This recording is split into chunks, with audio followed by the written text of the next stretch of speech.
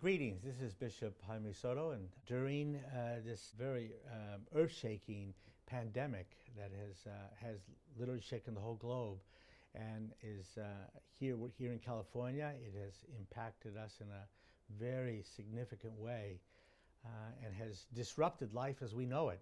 I want to assure you of my prayers, and also express my admiration for all the good work that is being done despite this pandemic that has locked many of us into our homes.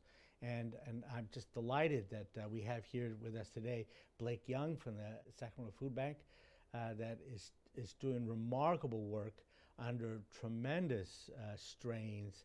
And I've just been amazed, Blake, at your leadership and your flexibility, and also just your team of people as you're trying to continue the works of mercy in a very concrete way. People aren't able to go to Mass, but they are able to get food and the resources that they need, and to be able to break bread with their families. And that, and in large measure, that is because of some of the great work that you're doing. I want you to talk to us a little bit about that. You bet, Bishop Soto. Well, first, it's an honor to be here, and I'd be remiss if I didn't express our gratitude for your love and support and your guidance through this and year-round. Yes, we are in a very uncertain time. Sacramento Food Bank and Family Services, in partnership with the Diocese and Catholic Charities, is doing the works of mercy, and that doesn't stop. So we have really ramped up our production. We've seen a lot of unusual things happen during these last 3 weeks. Some unintended consequences that we've experienced is so many people have lost their jobs or have been temporarily laid off. And so we've seen a lot of single moms with children. We've seen a lot of families that have experienced this. And you know, we want to be there for them. We've seen over 65% of our 220 agencies that we work with out in the county closed down because of this virus. So we're trying our best to work with the groups of folks that we have.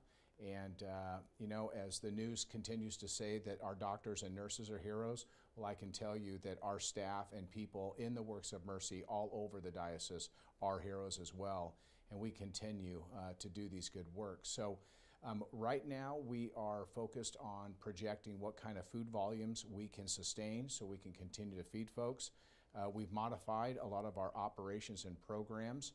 We've closed down our family services and redeployed all of our team to the food bank side of the works because we found that that's where the greatest need is. Right. So we continue to increase the volume of food going out, and we're just continuing to monitor how best we can deploy staff and in these modified ways of distributing, keeping in mind that hundreds, sometimes thousands of people are coming to our charities, and so we're really trying to keep good social distancing, keeping to the guidelines of the CDC, et cetera, and making sure our own staff is safe during this time. Yeah, you know, if someone wants to you know, be part of this really just important effort, you know, how are the ways that people can be a part of the work that the Sacramento Food Bank is doing? The first 2 weeks of this pandemic, we saw a 75% drop in our volunteer force. Mm-hmm. I mean, mainly because the majority of people that work with us are 65 years and older. Yeah. And we wanted them to stay home and be safe. But what we found is a tremendous resurgence of folks that want to help out because now they're home, and whether they have middle schoolers or high school kids, they want an activity, and volunteering in Catholic Charities or for a food closet, et cetera, is an acceptable activity. So we want folks to come to our website, sacramentofoodbank.org, and sign up as a volunteer. Excellent. Or there's other parishes throughout the diocese that do good works as well that partner with us, that they could go there and volunteer.